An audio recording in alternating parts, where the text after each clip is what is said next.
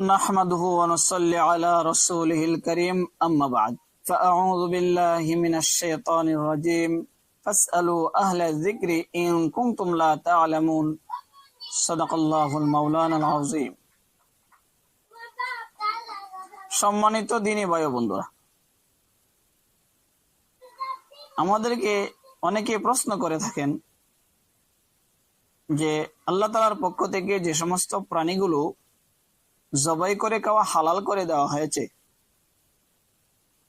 এই সমস্ত প্রাণীগুলো যদি অসুস্থ হয়ে যায় কিংবা রোগ আক্রান্ত হয়ে যায়, মরে যাওয়ার উপক্রম হয়, এমন প্রাণীগুলি জবাই করে খাওয়া জায়েজ হবে কি? যেমন হাঁস, মুরগি, গরু, ছাগল, এই প্রাণীগুলি অসুস্থ হয়, মৃত্যুর দ্বারপ্রান্তে পৌঁছে যায়, তখন এমন প্রাণীগুলি জবাই করে খাওয়া হালাল হবে কি? তার সঠিক জবাব হলো, যে সমস্ত প্রাণীগুলি আল্লাহর পক্ষ থেকে হালাল করে দেওয়া হয়েছে, এই প্রাণীটা জবাই করার সময় যদি জীবিত থাকা নিশ্চিত হয়, তাহলে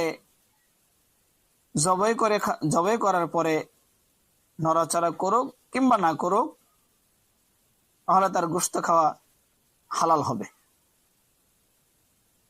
আর যদি জীবিত থাকা নিশ্চিত না হয় কিন্তু জবাই করার পরে দেখা গেল নড়াচড়া করেছে কিংবা রক্ত প্রবাহিত হয়েছে, তাহলেও এই প্রাণীর গোশত খাওয়া হালাল হবে।